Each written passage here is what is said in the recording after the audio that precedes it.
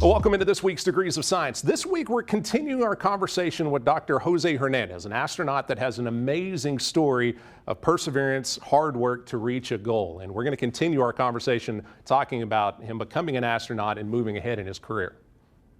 So I've got the honor to talk to a couple astronauts before, and I love to get the firsthand view. So you're sitting on Space Shuttle Discovery. What was that launch process like as you are getting ready, loading up, and then eventually launching into space? Well, as you practice climbing into the space shuttle before, but the first time you do it when you're really going, it's a lot different because when you practice, the shuttle's not fueled. And most of the fuel is cryogenic in the form of liquid hydrogen, liquid oxygen. So all of a sudden, when you go up the 195-foot elevator and you get off and you walk the gantry to the shuttle's entrance, it's kind of like you're going into the belly of a beast. It's alive. You hear the creaking and moaning of the cryogenic fuel with the metal shrinking, expanding. And I'll tell you, blast off is just amazing because you hear the 3 engines rotor life, and then all of a sudden you hear and feel the vibrations of the 2 solid rocket boosters a second later that comes on. And now you know you're getting ready to go somewhere because those puppies you can't turn off once you turn them on. And then you're off to the races. It's only an 8.5-minute trip to space. You go from 0 to 17,500 miles an hour in 8.5 minutes. So truly an amazing. Once you're up there, you're going around the world once every 90 minutes. So what was that feeling like when y'all did make it up there, finished the 8-minute trip, and you experienced weightlessness and being in space the first time? What was going on at that point? Well, you never get tired of 0G. I mean, that's the thing.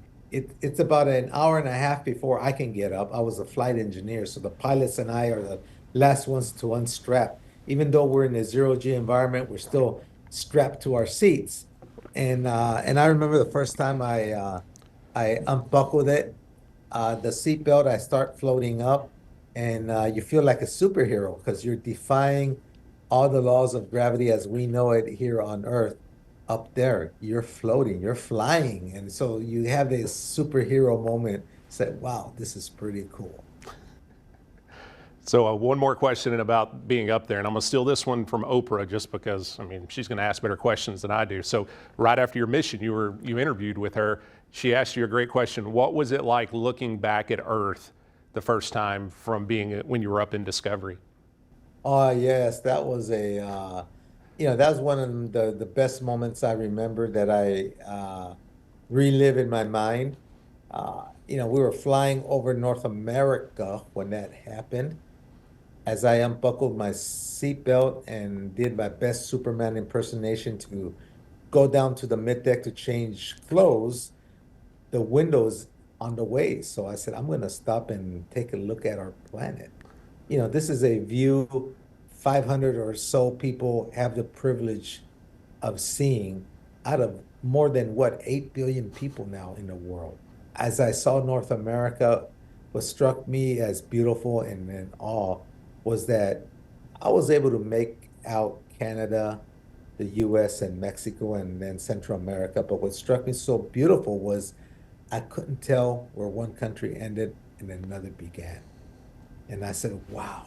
I had to go out of this world to come to the realization that borders are human-made concepts designed to separate us, and how sad, because from my perspective up here, down there, we're just one race. We're the human race.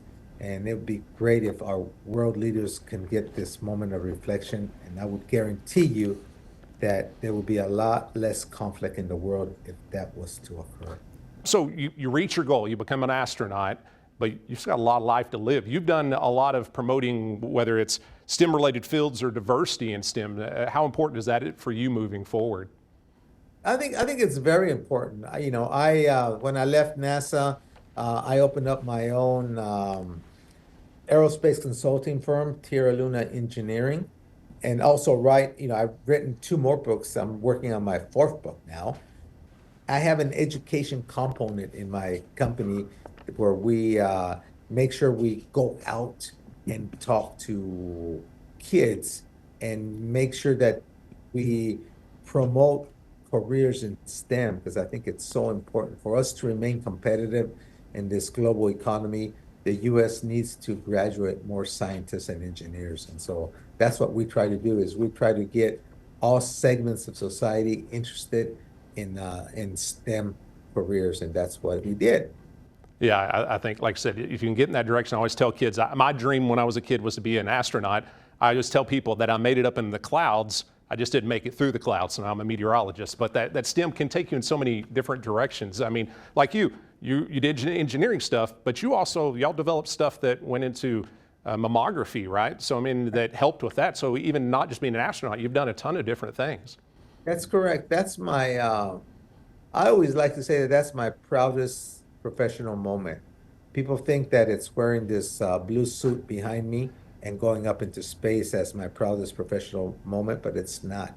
It's actually working in my young career at Lawrence Livermore Lab, transferring some of the technology that I developed to help develop an X-ray laser to be deployed up in space, which never got done because the Soviet Union broke apart, so the project got canceled.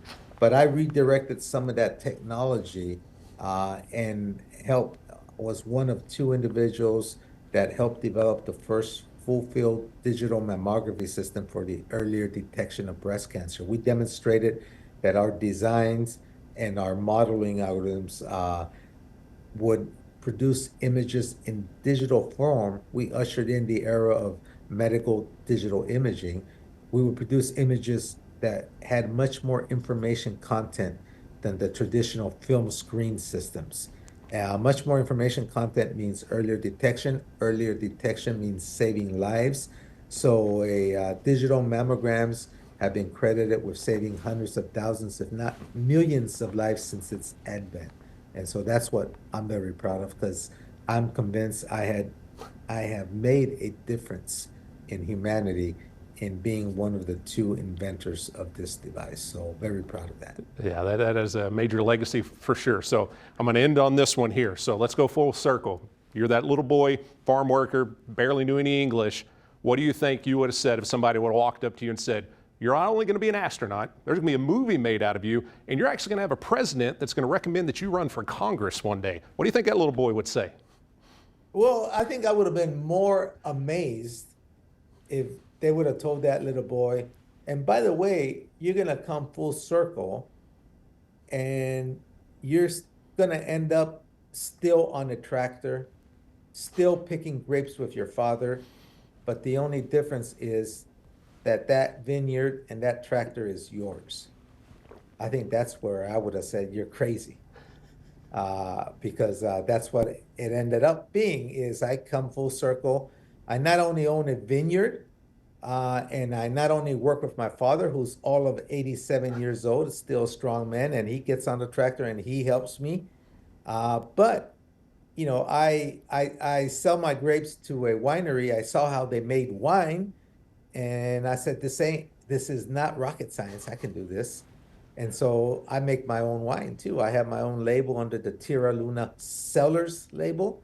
Very proud of that. That's what I would have said.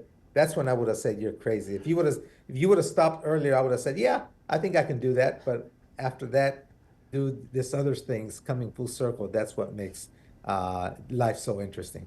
Well, Dr. Hernandez, an inspiring story. I appreciate you taking the time to talk with me. I could talk your ear off for forever talking about your story and space in general, but thank you for all you've done. And again, your book's amazing. I encourage people to watch the movie. It tells a great story. And again, thank you for everything you've done. And thank you for kind of pushing people to do more stuff like this. Thank you very much. Appreciate it.